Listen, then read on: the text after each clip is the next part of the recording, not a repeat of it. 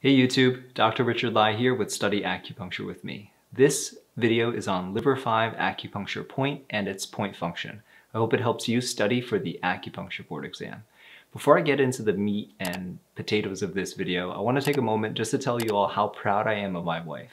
See, she recently started her own Etsy page. She's actually a full-time speech language pathologist, and she specializes in post-acute neurological conditions. However, she taught herself calligraphy, and at her Etsy page, she makes custom hand-lettered ornaments.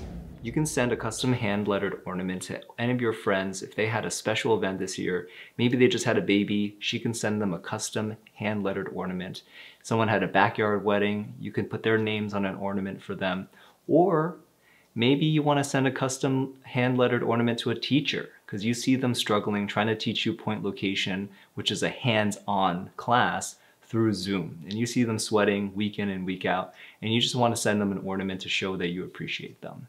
So click on the link below, and you can actually put in promo code STUDY2020. That's STUDY2020 for a special discount. So click the link below and enjoy the video. Hey YouTube, welcome back to Study Acupuncture with me. Again, I'm Dr. Richard Lai, and in this video, we're going to go over liver 5 acupuncture point function. I hope that you find it helpful while you're studying for the acupuncture board exam. So before we get into the video, number one, I just want to say thank you guys so much for subscribing, for liking, for commenting, just for all the engagement. I just really appreciate it a lot. You have no idea. And before we get into the meat of the video, do me a big favor. For those of you who have not yet, hit that subscribe button. Right, hit that subscribe button so that you don't miss any of the videos that come up. Subscribing also helps the channel out a lot, so please just take a quick second right now, click that subscribe button. All right now, so let's get into the video. Why can liver 5 do that? But first, let's talk about what can liver 5 do. Liver 5 can spread the liver. It can regulate qi. It can benefit the genitals. It can clear dampness and heat from the lower jiao. It can regulate menstruation. It can treat plumstone qi. So this is function number 1, and it's an important function of the liver. It spreads the liver, it regulates the qi, and it benefits the genitals. Any points on the liver that do this function, that activate this function, are very important as well. The liver has a function of ensuring the smooth flow of qi. You've heard that in your class, you've heard it, your teacher say it, you've heard your classmates say it. So now I'm saying it. It ensures the smooth flow of qi.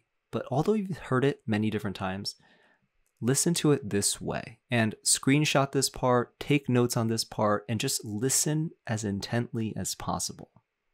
Because it's probably one of the most important clinical applications of liver 5, as well as, any of the other liver points that have this function of spreading the liver and regulating the qi. So the liver ensures, or it makes sure, that there is a smooth flow of qi throughout the entire body. So it ensures there's a smooth flow of qi throughout the entire body. It also ensures that there's a smooth flow of qi in all the organs. So a smooth flow of qi in all the organs. The liver also makes sure there's a smooth flow of qi in all directions. So this means that the liver helps your organs act correctly when they're impaired. So for example, if your patient has acid reflux or they have coughing, so what could that be? Right off the bat, your knee-jerk diagnosis without any palpation or any further examination, acid reflux most likely is stomach qi rebelling. So that means, which way does the stomach actually flow normally? Stomach qi has a tendency to flow downward. So if there's some acid reflux, it's the stomach qi rebelling upward. Now, what about coughing? Your patient's coughing, and I hope number one, you have a mask on and when you're treating your patient, and that your patient also has a mask on. And if you're watching this YouTube video in a year that's not 2020, future people, I hope that life is normal and good. And if you're someone watching this video from back in time somehow, before 2020, please warn everyone, 2020 is going to suck. Buy a bunch of stock from Zoom and sell it before November. Anyway, so your patient's coughing, potentially it could be rebellious lung qi, right? Because lung qi has the normal flow, which is downward. So stomach qi flows downward normally, and lung qi flows downward normally as well. Now, when it's rebellious, when there's coughing or there's gastric reflux, then it's rebelling upwards. So the liver moves in all directions, right? So it makes sure that the flow of qi is smooth everywhere, like the spleen. The spleen, for example, the liver will make sure that the spleen qi is smoothly flowing upward. And it also will make sure that the intestines are smoothly flowing downward so that you're having nice, normal bowel movements. And that's why this function is so important. Literally, it affects the entire body. It affects all the organs. That's the spreading. That's the regulating function. So the next function is that it benefits the genitals. So for this, take a quick peek into any of your point location textbooks or your apps and look up the liver primary channel. Where does the liver start? The liver starts at liver 1, right? And it goes up the inside of your leg, up your inner thigh, and then it says it encircles the genital. Okay, it encircles the genitals. Also, this video is on liver 5. So liver 5 is a Lowell point. It's a Lowell point of the liver channel. And I have a podcast, episode number 6. I go over Lowell points there. Be sure to go to Apple Podcasts or wherever you listen to podcasts to check that out. Not now, though. Watch the video. After you watch this entire video, and after you share this video with your friends, go listen to that podcast. So anyway, liver 5 is the Lowell point, and you can use the Lowell point in a couple different ways. One is the more popular way, which is to use it to treat or affect its yin-yang pair.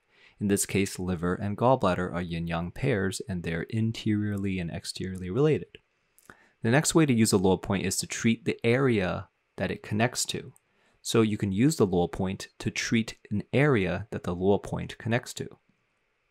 For example, look up lung 7.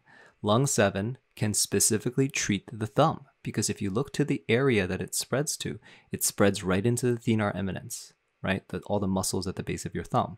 So it can treat thumb pain, thumb overuse, texting thumb, etc. So the million-dollar question right now is, what anatomical area does liver 5 Lowell point go to? So liver 5 Lowell point goes right up to the genitals. So you can use liver 5 to benefit the genitals. Specifically, you can use liver 5 for something known as priapism. Priapism, P-R-I-A-P-R-I-S-M. It's an erection that just does not go away. It's an erection that stays for hours, even if the person is not being stimulated, right? So remember that word, priapism. When you guys are full-fledged acupuncturist, you're going to treat a lot of patients, and you're going to treat patients who have the opposite of priapism, right? Which is like impotence or low libido. So finding the root cause of their low libido is important. And generally, I always include a bunch of liver and kidney points in their treatment. Liver, remember, smooth flow throughout the entire body. And then you have kidneys. Kidneys, they're like the battery pack of the body, and they have this strong connection with the liver via that fire, right? That ministerial fire. All right, so the next function is clears dampness and heat from the lower jiao. So this function can be explained from multiple angles. Let's just first talk about the exterior pathogenic factor and how that affects the body. So the body can be affected by 6 exterior pathogenic factors: wind, cold, heat, damp, dry, and fire. So dampness can invade the body, either because of a rainy, damp day or something like that. That dampness can actually combine with heat in your body, and it can turn into damp heat. So how would this look in your patient? So let's think just about dampness alone first. With dampness, there's this characteristic of what? Of heaviness, fullness, stickiness. So your patient would feel heavy. They might have a full abdomen or full hypochondrium, like that lateral rib cage area. They may have a sticky tongue. They may have a very slippery pulse. So in these cases, in cases where the liver channel is invaded by dampness, more so the lower jiao would be affected because dampness likes to settle in the lower part of the body. Because why? Because heaviness is one of its characteristics. So what does it look like? It may look like lower jiao issues, right? Maybe stomach issues, but especially in the liver, genital issues, right? Vaginal discharge, itchiness, urination issues. And if there's heat, there could be yellow vaginal discharge, smelly discharge. There could be itching. There could also be maybe some sores or some swelling. So this video is on liver 5, and liver 5 is generally called upon whenever you have something related to the genitals. Priapism, like we talked about before, maybe itchy genitals, vaginal discharge, so on and so forth. It's because of the connection of the genitals via the law connecting and also the primary channel. So there's double the relationship, double that strength of that intervention for that specific point. Next is number 3, which is regulate menstruation. So you've learned all these functions, these liver functions, all 8 of them in theory.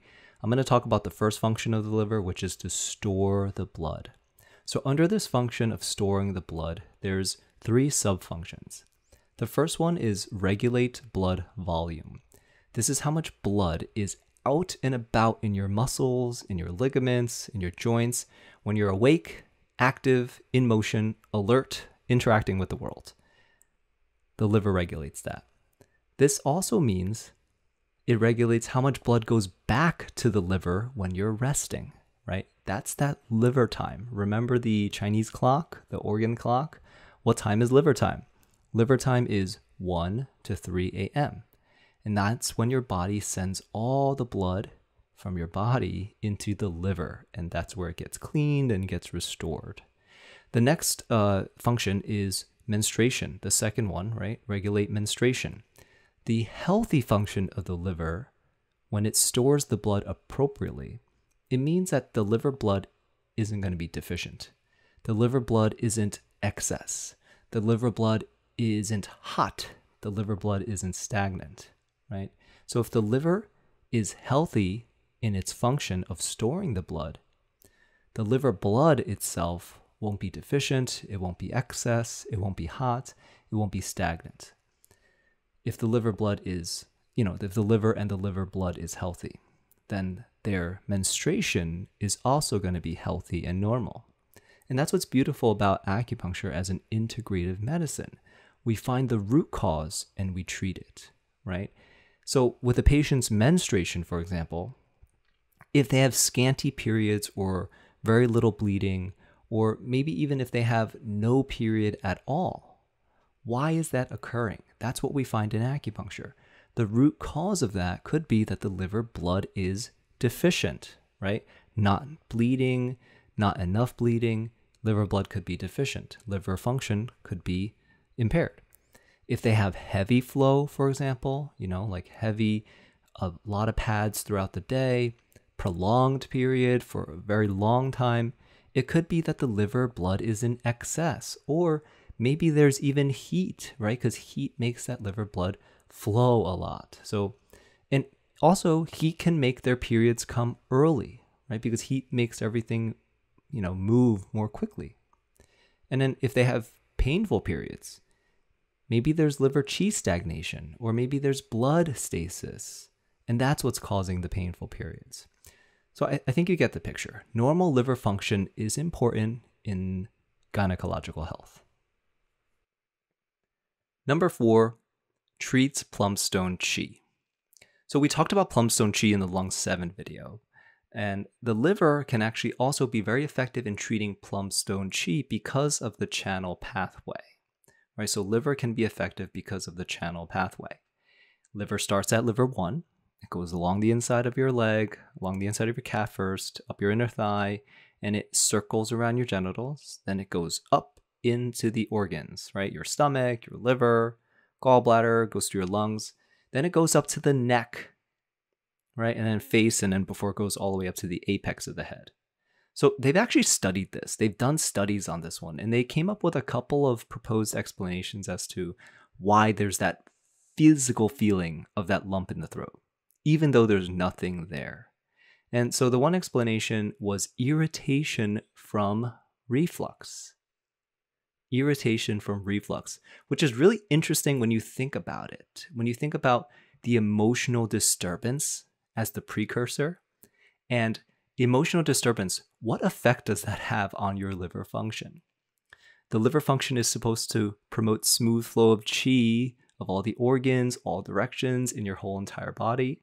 So the liver would ensure that the stomach has a smooth flow and it continues to flow in its natural direction, which is down. Now take a person overcome with emotion. Just overcome with emotions. Liver function is impaired. And then the stomach's normal direction of down becomes up. And then you get that reflux. So this is why acupuncture is an integrative medicine. Okay, so that does it for today's video. Again, I'm Dr. Richard Lai. I hope you found this video helpful for you studying for your board exam or just in school, learning the acupuncture points and hopefully having an aha moment with these videos. So if you did like this video, please give the video a like. I hope I'll see you again on next week's episode, especially if you're struggling to understand those concepts that you're taught in school. After this video, I hope you're like, oh, I get it now. Click that subscribe button so you don't miss any of the videos. And if you think of someone else who you know would love this video, share that video with them, or even just share this video on your social media. That would just be really helpful to the channel. Until next time, God bless and happy studying.